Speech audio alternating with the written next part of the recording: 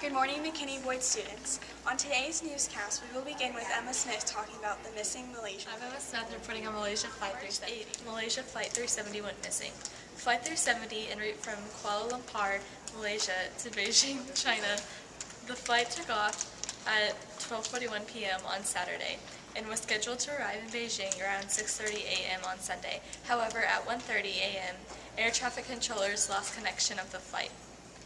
The transmitter on Flight 370 had shut off and the flight had disappeared only 94 minutes after takeoff. It is said to be somewhere in the Indian Ocean or the Bay of Bengal. 239 passengers were aboard the plane, 12 passengers being crew members, and 5 passengers being under the age of 5. There were passengers on board the flight from 14 nations: America, Australia, Canada, China, France, Hong Kong, India, Indonesia, Iran, Malaysia, the Netherlands, Russia, Taiwan, and Ukraine. 2 Iranian passengers, Pura Noor Mohammed Murdad and Dilawar Saeed Mohammed Reza, had stolen passports to get on the flight. According to their friends, they had told people that they were going to Europe to find jobs. Reza was booked to Copenhagen and Murdad was booked to Frankfurt. Interpol Secretary General Ronald Noble said at a news conference in France last week, these 2 individuals were probably not terrorists, but might just be people being smuggled or trafficked. The search for Malaysia Flight 370 is a difficult one because the plane is 2.8 miles deep in the ocean. That's 15,000 feet. Researchers are saying that it's like standing on top of a mountain and trying to spot a suitcase in complete darkness. The water pressure at 15,000 feet is crushing, and very few manned submarines can withstand it.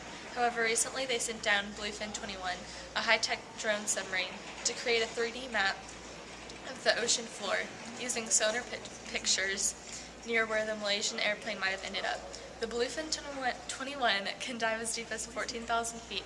However, its limit is the bottom of the Indian Ocean, where pings were detected. These pings, search crews hope, indicate the plane's black box. Unfortunately, pings haven't been detected in days, which means that the batteries might have run out on the reporting device. The Bluefin 21 takes a total of 24 hours to complete each one of its missions. 2 hours are spent diving into the bottom, and 16 are spent scanning the seafloor. 2 hours to come back up to the surface, and 4 hours to download the information from its search. After scanning the ocean floor for Bluefin 21 hasn't found any evidence of Flight 370. And if all of this doesn't sound crazy enough, in 2009, Air France Flight 447 crashed in the South Atlantic Ocean, and it took 4 searches, almost 2 years to find it. In a search for Air France Flight 447, 5 days after the crash, there was debris sighting. However, it's been weeks since the crash of Malaysia Flight 370, and no debris has been detected. Combing the ocean floor for Malaysia Flight 370 has been harder than the entire 2-year search of Air France Flight 447. The search for Flight 370 has been said to be one of the largest international searches of all time. There are a total of 26 countries helping with the search of Flight 370. China has deployed 21 of its satellites, and there are several planes and ships scouting the ocean for any signs of debris. Thank you, Emma. How many of you have ever had chapped lips before? Well, if you have, here is Laura with her reviews on the best products. Hey guys, I'm Laura Dyer. Are you ready for summer? Because I know I am. Most people know and remember to use sunscreen for the skin on your body, but something many people forget is to use sunscreen for the skin on your lips. Many reviewers say that this lip balm is the best. Nivea SPF 30 has vitamin E, shea butter, jojoba oil, and SPF 30 sunscreen in the lip balm. This product has it all.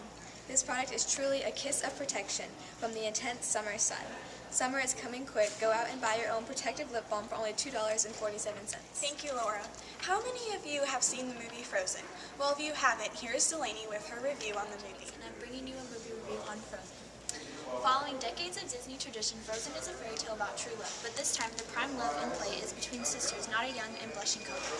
Anna loves her older sister fiercely, and for years she's been so confused and hurt by Elsa's chilly distance.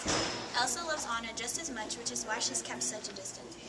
Elsa sacrificed her own happiness in a way to keep the people she loves safe. When Elsa's powers are unleashed, unleashed, Anna rides to her aid, getting help from Kristoff, a wandering ice salesman in Rome. She risks her life on more than one occasion for her sister and eventually helps Elsa find a way to control her powers. Indeed, love bounds here. It has to. When Anna is struck with ice that only true love can melt, several people seem to be good, qualified candidates to make that sacrifice. Kristoff, who's fallen in love with Anna, takes her fiancé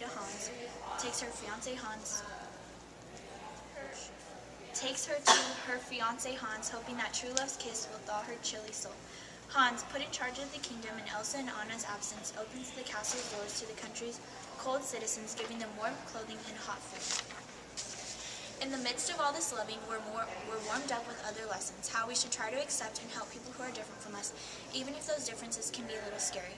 How bottling up emotions inside us is a recipe for disaster, how conversely letting all those emotions out at once can be dangerous, and why it's probably a good idea to look at love at first sight with a bit of suspicion. Thank you, Delaney. Here's Ashley with the latest celebrity news. Okay. Hi, I'm Ashley Parr, bringing you the latest in celebrity gossip. First on the list, can you really go on a date with Brad Pitt for just $10? Yes, this is so true. Right now on Groupon, yes, I said Groupon, just $10 will get you entered into a sweepstakes to win a trip for two to New Orleans and a chance to meet Brad. Okay. Hi, I'm Ashley Parr, bringing you the latest in celebrity gossip. First on the list, can you really go on a date with Brad Pitt for just $10? Yes, this is so true. Right now on Groupon, just $10 will get you entered into a sweepstakes to win a trip for two to New Orleans and a chance to meet Brad at an event for his Make It Right Foundation, which helps Hurricane Katrina victims and many others. Next, Miley Cyrus is still in the hospital.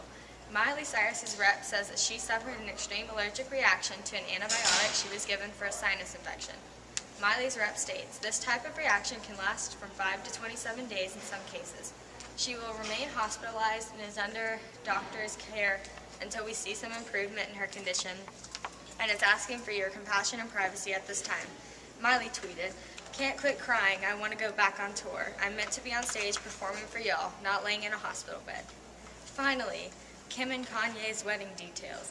According to sources, the famous couple is considering the 17th century Louis XIV commissioned Chateau de Louveciennes for its nuptials. The wedding is said to take place in Paris May 24th, and also Kim Kardashian has recently confirmed Beyoncé as a bridesmaid. Thank you, Ashley. Here is Lauren with an interview. Thank you, Lauren. Well, that wraps up today's show. Have a great day. The choice is yours. Go Broncos.